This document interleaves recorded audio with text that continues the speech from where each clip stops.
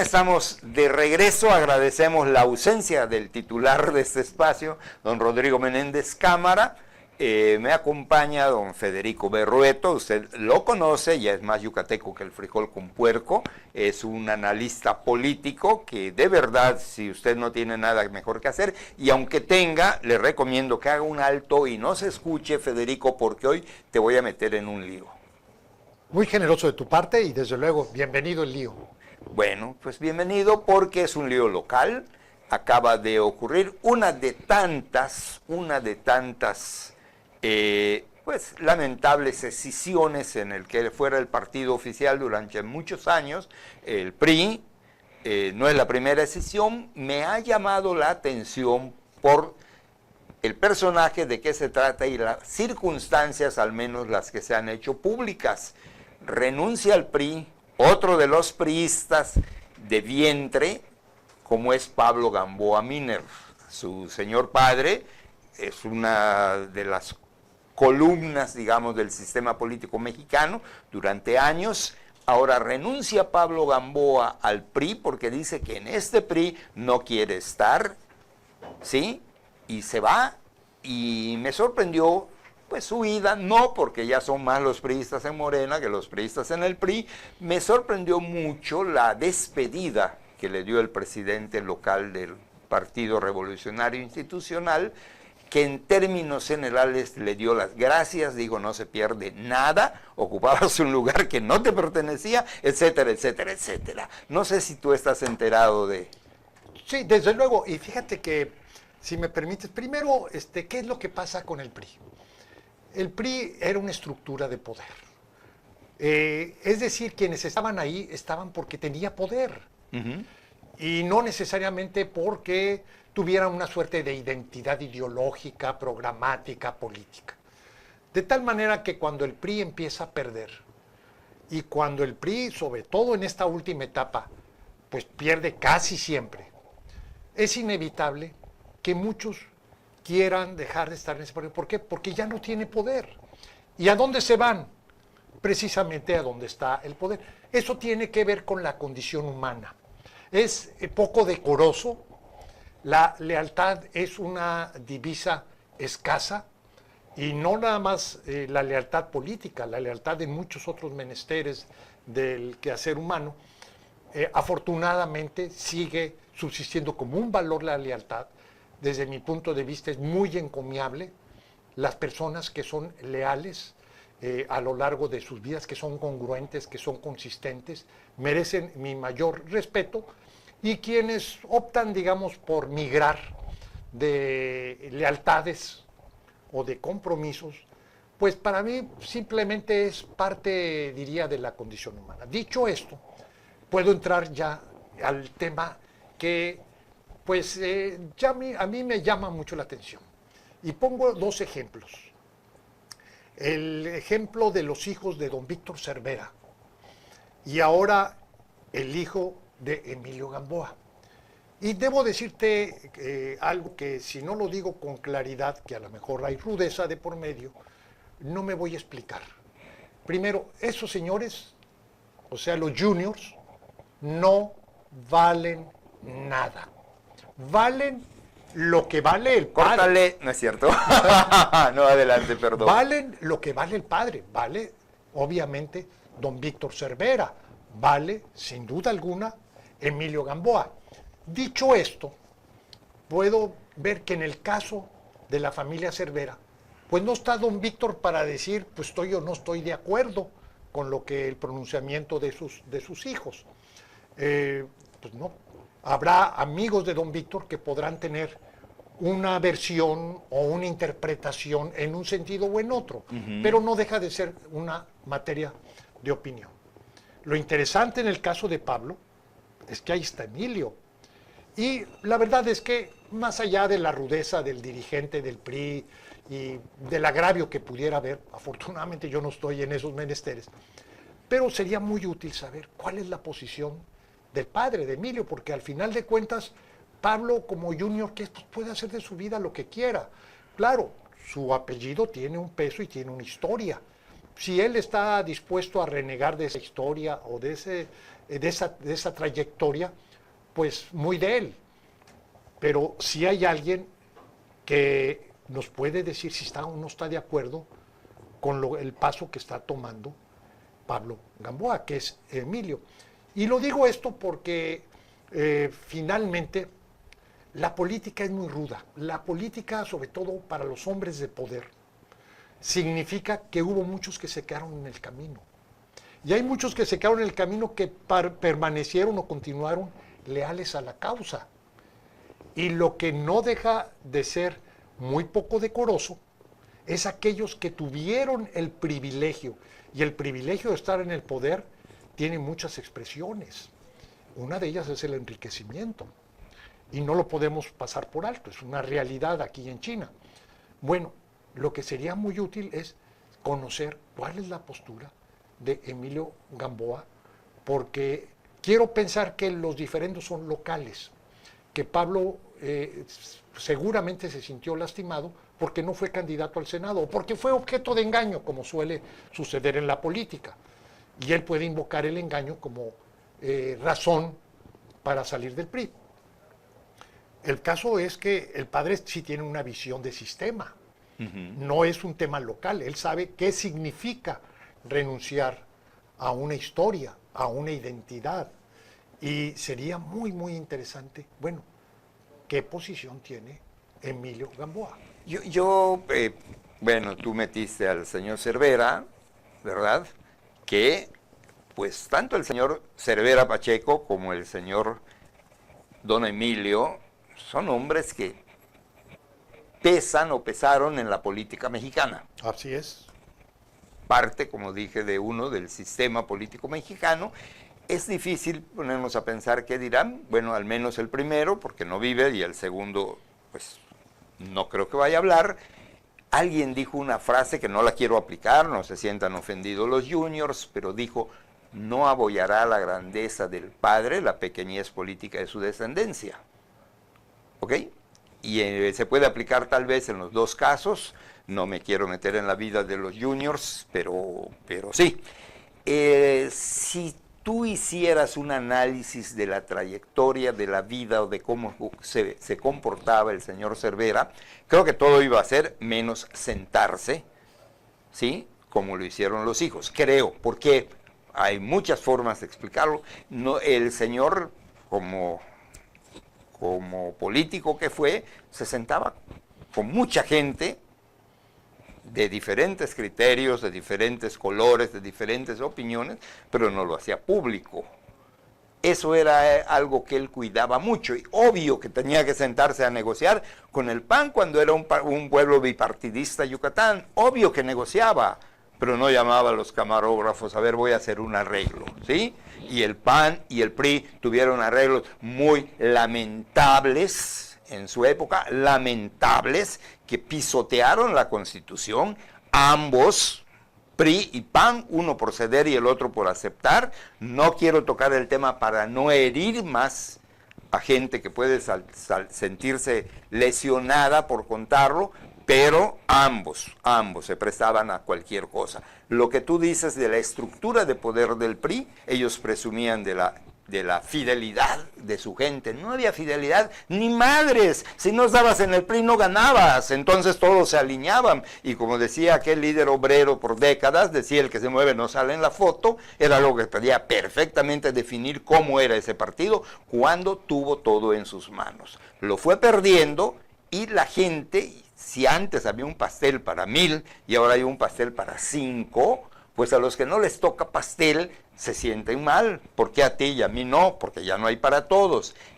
Y es cuando viene esta migración a un partido de migrantes, porque Morena se constituye, y tú lo sabes mejor que yo, con gente del PRI, con gente de izquierda, todo aquel que quería y no encontraba en otro lado, se fueron agrupando hasta crear esto que ni era partido, era un movimiento, ¿verdad? Y aquí me entra la duda y me gustaría que tú opines, ¿ok? Se van, ya no están por una línea, no están por un sentimiento, ¿sí? No encuentran acomodo y se van a otro lugar donde sí lo pueden encontrar, ¿sí? ¿Es algo negativo para alguien que tiene una carrera política? Porque como ahora no me das, me voy. ¿Cómo lo pondríamos? Mira, a ver, primero, no todo lo que se ve es todo lo que hay. Correcto. Y en política hay, como tú lo señalabas precisamente de los acuerdos del PRI y el PAN en el pasado, sigue existiendo ahora. Te puedo asegurar que todas las personas de relieve que emigraron del PRI o del PAN hacia Morena o hacia el Verde, porque muchos, para Sí. no sentirse tan incómodos, utilizan el puente del Verde, pero en realidad a lo que están yendo pues, es irse con el ganador, ¿no? O con quien ellos interpretan que puede ser el ganador ratificado ahora en la próxima elección. O sea, hay un acuerdo que se construye y ese acuerdo normalmente lo hace alguien que tiene credibilidad. Y mi impresión, que esto no lo está haciendo Guacho, esto lo está haciendo directamente Claudia, porque hasta donde yo sé, ella no tiene embajadores, no tiene. Y casi puedo asegurarte que estos casos, ¿verdad?, son negociaciones directas con Claudia. Y a lo mejor, lo que está ocurriendo, como el acuerdo, no es a quienes vemos ahí. O sea, no es Pablo, no son los muchachos de Víctor o los hijos de Víctor. No, puede ser un acuerdo en otro nivel, donde sí está Claudia. Esto es relevante, ¿por qué? Porque al final de cuentas, la persona que se va aspira a continuar. Y muchos de los que están yendo, de un lado y de otro, puedo decir el candidato actualmente de Morena a Mérida, el señor ese no aspira a ganar, porque, bueno, aspira a ganar, pero sabe que no va a ganar. Es usted muy malo, señor. Pero va a ganar precisamente en su cálculo, porque él cree que va a ganar Claudia, y al ganar Claudia, él puede ser el dirigente de la CONADE.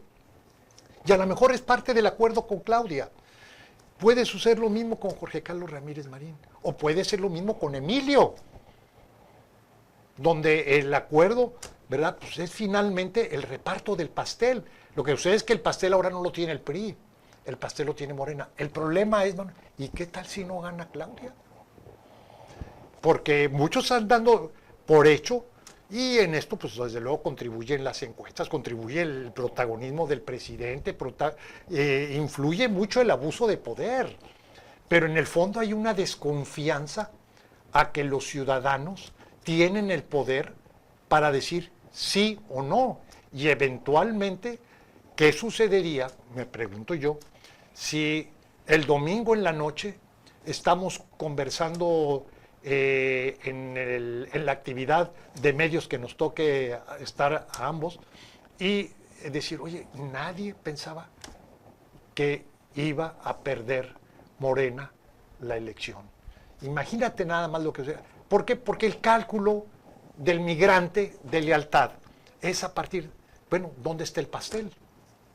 Claro, y hay muchas cosas. Voy a hacer un paréntesis en algo que tú acabas de tocar, ¿ok? Somos un país demócrata, nosotros tenemos el valor